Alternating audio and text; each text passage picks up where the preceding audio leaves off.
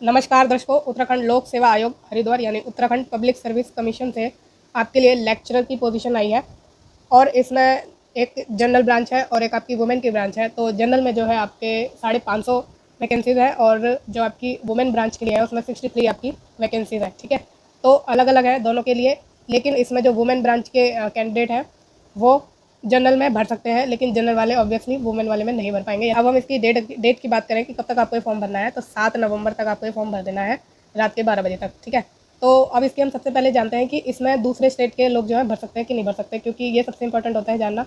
क्योंकि लोग होते हैं कन्फ्यूज़ कि हमें भरना है या नहीं भरना, क्योंकि वैकेंसीज तो बहुत सारी आई हैं इसमें। तो जान लेते हैं पहले कि और दूसरे राज्य के भर सकते हैं कि नहीं। तो देखते हैं इसमें कौन भर सकते हैं। तो जो आपकी ग्रुप सी की ये वैकेंसी है सीधी भर्ती के लिए, ठीक है, हेतु आवेदन करने के लिए वही अभ्यर्थी पात्र होगा जिसने अपनी हाई स्कूल या इंटरमीडिएट, ठीक है, यानी 12th जो है या अन्य कोई इक्विवेलेंट अपनी शिक्षा मतलब एजुकेशन उत्तराखंड राज्य में स्थित मान्यता प्राप्त संस्थानों से उत्तीर्ण की हो।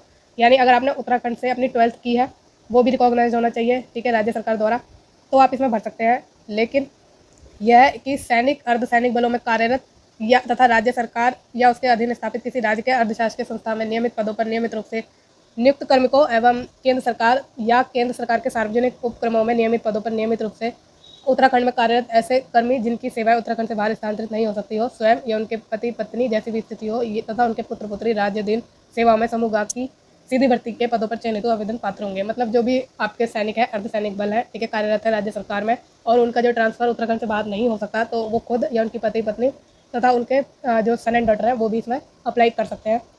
इसके अलावा एक कंडीशन और है कि राज्य की स्थायी निवासी जो आजीविका अध्ययन हेतु उत्तराखंड के बाहर निवासरत है।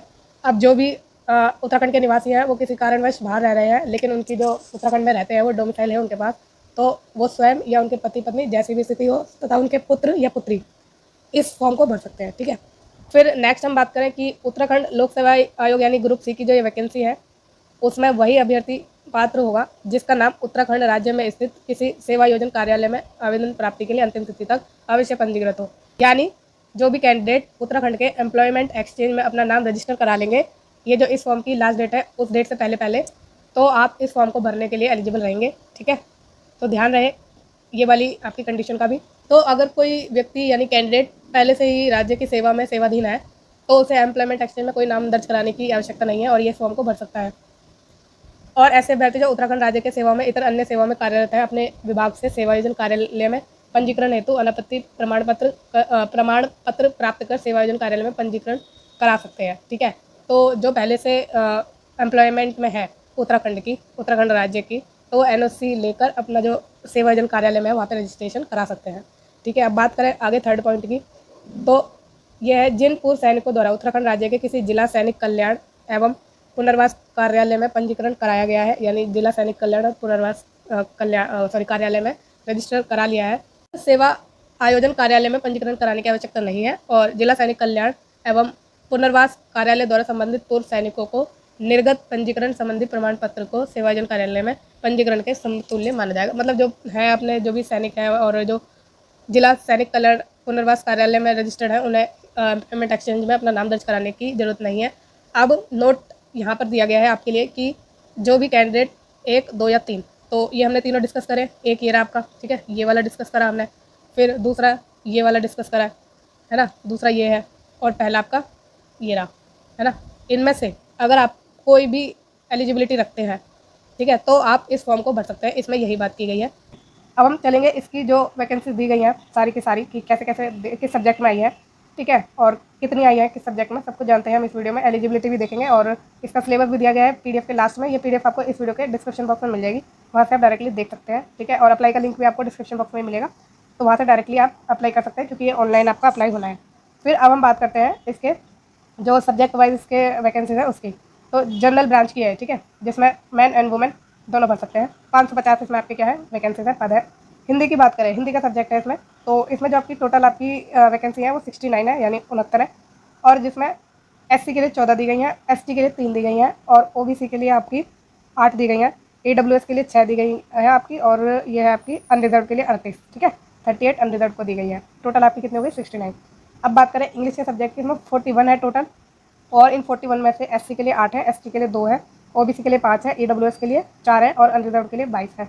संस्कृत के सब्जेक्ट में टोटल 45 वैकेंसीज आई हैं और उसमें से 8 आपकी एससी के लिए है, 2 एसटी के लिए है, 5 ओबीसी के लिए है और 4 आपकी ईडब्ल्यूएस के लिए है और 26 आपकी अनरिजर्व के लिए है। फिर भौतिक शास्त्र यानी फिजिक्स की बात करें तो उसमें 57 टोटल है और एससी के लिए 11 है, एसटी के लिए 2 है, ओबीसी के लिए 8 है और आपकी ईडब्ल्यूएस के लिए 5 है, अनरिजर्व के लिए 31 है। फिर केमिस्ट्री के लिए जो सब्जेक्ट है उसमें 36 है टोटल, उसमें से एससी के लिए 7 है, एसटी के लिए 1 है और ओबीसी के लिए 5 है, ईडब्ल्यूएस के लिए 3 है और अनरिजर्व के लिए 20 है। फिर नेक्स्ट बात करें मैथ की, गणित की, तो उसमें टोटल 24 वैकेंसी आई हैं। उसमें से एससी के लिए 4 है, एसटी के लिए आपकी 1 है, ओबीसी के लिए 3 है, ईडब्ल्यूएस के लिए 2 है और अनरिजर्व के लिए 14 है। जीव विज्ञान यानी बायोलॉजी में 50 है टोटल आपकी वैकेंसी, उसमें से 8 एससी के लिए है, 2 एसटी के लिए है, 5 ओबीसी के लिए है और 4 आपकी ईडब्ल्यूएस के लिए और 30 आपकी अनरिजर्व को दी गई है। फिर आपकी नागरिक शास्त्र की बात करें तो 96 वैकेंसी है टोटल और उसमें से 19 आपकी एससी के लिए है, 4 आपकी एसटी के लिए है, 12 ओबीसी के लिए है, 9 आपकी ईडब्ल्यूएस के लिए है, 52 अनरिजर्व को दी गई है। अर्थशास्त्र की बात करें तो 58 है टोटल, उसमें से 10 आपको एससी को दी गई है और एसटी के लिए 3 दी गई है, ओबीसी के लिए 8 दी गई है, ईडब्ल्यूएस के लिए 5 दी गई है और अनरिजर्व के लिए 32।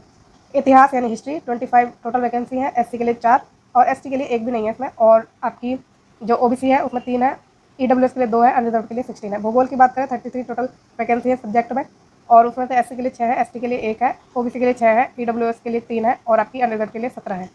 समाजशास्त्र यानी सोशियोलॉजी की बात करें 10 है टोटल वैकेंसी इसमें आपकी और उसमें से 1 आपकी है एससी के लिए और एसटी को कोई भी वैकेंसी नहीं दी गई है, ओबीसी के लिए 2 है, ईडब्ल्यूएस के लिए 1 है और 6 आपकी अनरिजर्व को दी गई है। कला कला यानी आर्ट और उसमें टोटल 2 वैकेंसी हैं और दोनों ही आपकी अनरिजर्व के लिए है, बाकी कैटेगरी को नहीं दी गई है। वाणिज्य यानी आपकी ट्रेडिंग या व्यापार कुछ भी कह सकते हैं, जिसमें टोटल 2 वैकेंसी हैं, दोनों ही अनरिजर्व को दी गई है। कृषि शास्त्र एग्रीकल्चर 2 ही वैकेंसी हैं, दोनों ही अनरिजर्व को दी गई है और आपकी हो गई है 550 वैकेंसी टोटल।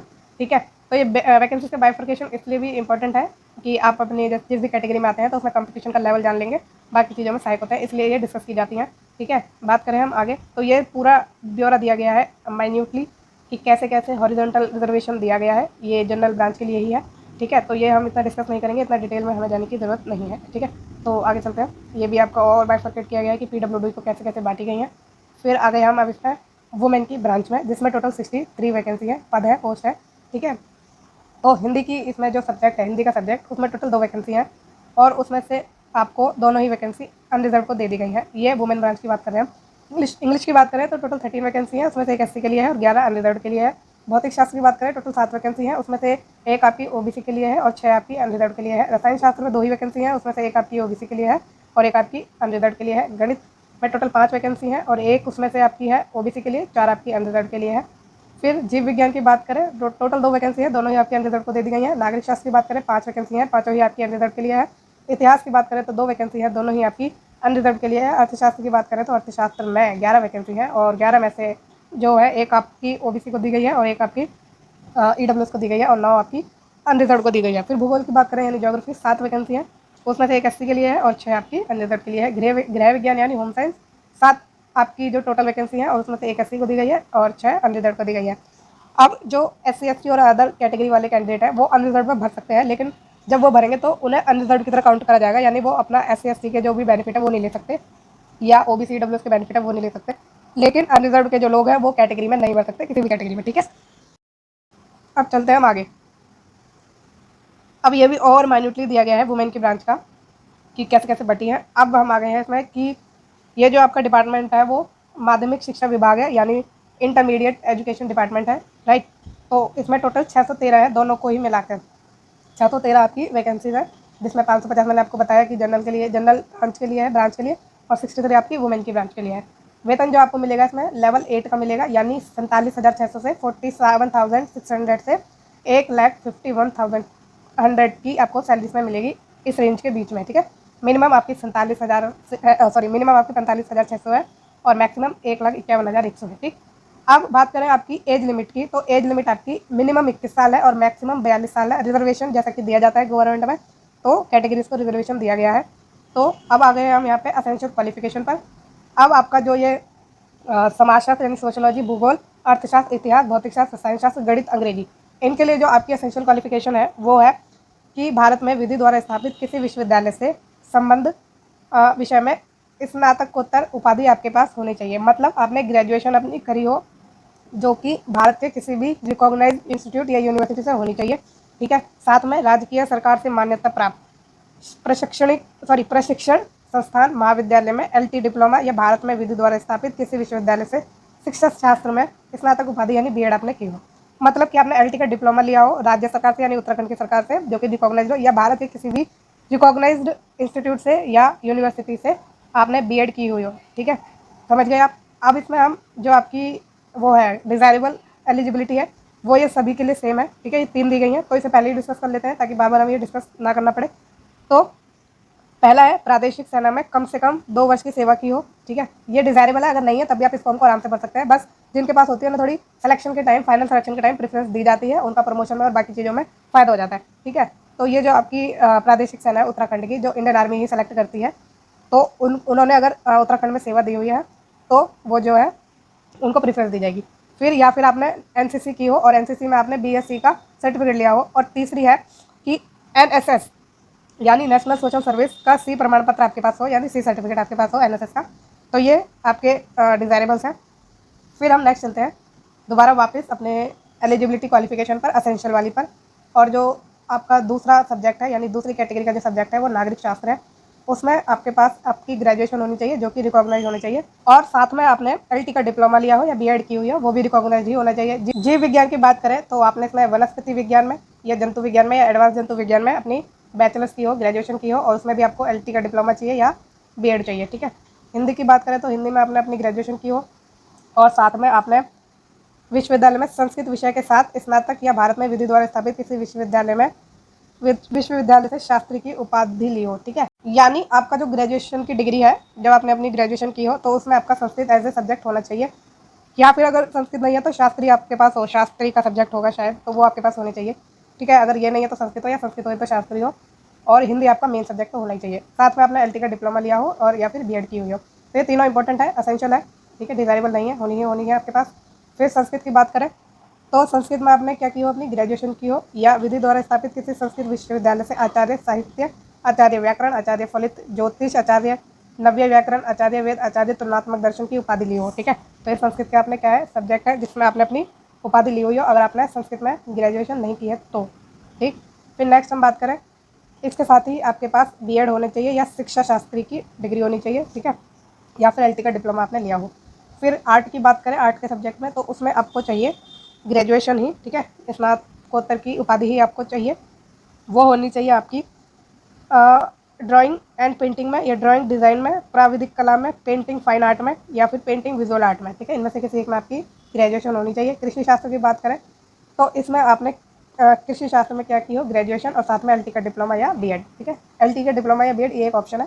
फिर गृह विज्ञान की बात करें तो गृह विज्ञान में आपने क्या ली हो, अपनी ग्रेजुएशन की डिग्री। अब जो गृह विज्ञान है, गृह विज्ञान कला में हो या फिर गृह विज्ञान में हो। ठीक है, फिर उसके साथ एलटी का डिप्लोमा और बीएड कंपलसरी है, मतलब सॉरी कंपलसरी नहीं है, दोनों एक कंपलसरी है, एलटी का डिप्लोमा हो आपके पास या फिर बीएड हो। ठीक है, और ये हर किसी में आपके लिए कंपलसरी है, एलटी का डिप्लोमा या फिर बीएड। बात करें आपकी वाणिज्य के सब्जेक्ट की तो इसमें भी आपको ग्रेजुएशन चाहिए इसी में, वाणिज्य में, और या फिर एलटी का डिप्लोमा या बीएड। तो ये सारी हमारी कवर हो गई। ठीक है, ओके, तो सब कुछ हमारा इसमें कवर हो गया है, मतलब ये एजुकेशनल क्वालिफिकेशन के बारे में। अब जो आपकी एज की गणना होगी यानी आपकी कैलकुलेट जो एज होगी वो होगी 1 जुलाई 2024 से। ठीक है, अगर आपको एज काउंट करनी नहीं आती तो आप इंटरनेट पे जाके, गूगल पे जाके सर्च कर सकते हैं एज कैलकुलेटर, और वहाँ पर अपनी एज काउंट कर लीजिए। तो आपकी एज 21 से 42 साल के बीच होनी चाहिए, यानी कि 2 जुलाई 1982 के पूर्व का जन्म नहीं होना चाहिए आपका, और 1 जुलाई 2003 के पश्चात का भी जन्म नहीं होना चाहिए। इन जो डेट है ये 1982 से 2003 के बीच की आपकी जो है बर्थ डेट होनी चाहिए।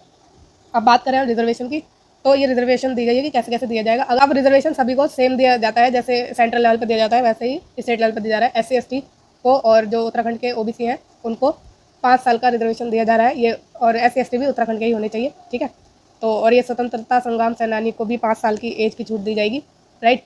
फिर नेक्स्ट बात करें कि 10 वर्ष की छूट दी जाएगी आपकी PWD कैटेगरी वालों को, और उत्तराखंड के ही होनी चाहिए वो भी, क्योंकि उत्तराखंड के ही इसमें एलिजिबल है भरने के लिए। बाकी जो सेना में नियुक्त है और काम कर रहे हैं तो उनको भी रिजर्वेशन इससे दिया जाता है, अब एक्स सर्विस मैन कह सकते हैं उनको, और ये हम पहले ही डिस्कस कर चुके हैं। अब बात करें आगे तो इसमें जो अपना गेम में भी रहते हैं कैंडिडेट उनको भी इसमें रिजर्वेशन दिया जाता है। SC ST OBC EWS पूर्व सैनिक, स्वतंत्रता संग्राम सेनानी, आश्रित जो है, दिव्यांग है, उत्तराखंड की महिलाएं हैं, उत्तराखंड के जो ऑर्फन कैंडिडेट हैं, ठीक है, अनाथ बच्चे हैं, उत्तराखंड के कुशल खिलाड़ी भी हैं, उनको भी इसमें जो है रिजर्वेशन दिया जाएगा। तो अगर आप इनमें से किसी कैटेगरी में आते हैं तो आप आराम से इसको चेक कर सकते हैं।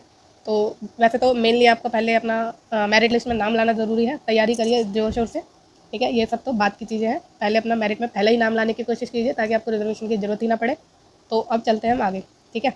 तो ये अगर हम सब कुछ डिटेल में करेंगे डिस्कस तो आपको पता है वीडियो लंबा हो जाएगा, तो वीडियो लंबा हमें नहीं करना है। इंपॉर्टेंट चीज़ें ही हम इसमें डिस्कस करने वाले हैं। अब ये ऑनलाइन का प्रोसीजर दिया गया है कि आपको अप्लाई कैसे करना है, तो ये लिंक आपको इस वीडियो के डिस्क्रिप्शन बॉक्स में ही मिलेगा, वहाँ पर आप चेक कर सकते हैं। फ़ीस की बात करें तो फ़ीस इसमें आपको लगेगी, और जो अनरिजर्व्ड है उनको 150 रुपये देनी है, और उसमें आपकी जो है फ़ीस में टैक्स लगेगा 22 रुपये का, 172 टोटल आपकी फ़ीस जाएगी। और जो अन्य पिछड़ा वर्ग है उत्तराखंड का, उन्हें भी 172 देनी है, SC ST को 82 रुपये देनी है, और EWS को 172 रुपये देनी है, ठीक है। फ़ीस तो इतनी जाएगी आपकी। और जो आपके PWD कैंडिडेट है उनको 22 रुपये देनी है, और जो उत्तराखंड राज्य में संचालित स्वैच्छिक राजकीय गृहों में निवासरत अनाथ बच्चे हैं और कैंडिडेट हैं उनको कोई शुल्क नहीं देना है, ठीक है। तो अब आगे बात करते हैं। अब ये परीक्षा के लिए कुछ आपको इम्पोर्टेंट चीज़ें दी गई हैं, तो हम देख लेते हैं कि क्या है आपकी इसमें इम्पोर्टेंट बातें। गलत उत्तर की लिए दंड इसमें आपको दिया जाएगा। अब देख लेते हैं, प्रत्येक प्रश्न के उत्तर के लिए 4 विकल्प आपको मिलेंगे, और 1/4 का दंड आपको दिया जाएगा अगर आप गलत करते हैं क्वेश्चन, ठीक है। 4 क्वेश्चन गलत करने पर आपका 1 नंबर कट जाएगा, ध्यान रखिएगा। 1/4 का मतलब ये होता है, ठीक है। तो ये तो आपको पता चल गया, और बाकी चीज़ें हम इतना डिस्कस में नहीं जाने वाले, डिटेल में नहीं जाने वाले हैं, और चलते हैं हम आगे। अब इसके एग्ज़ाम पैटर्न पर हम थोड़ी नज़र डाल लेते हैं।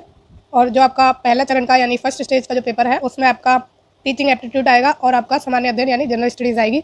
और जो आपके प्रश्न है मतलब आपके क्वेश्चन आने वाले हैं वो टोटल 150 आएंगे, और उसके मैक्सिमम मार्क्स 150 ही होंगे।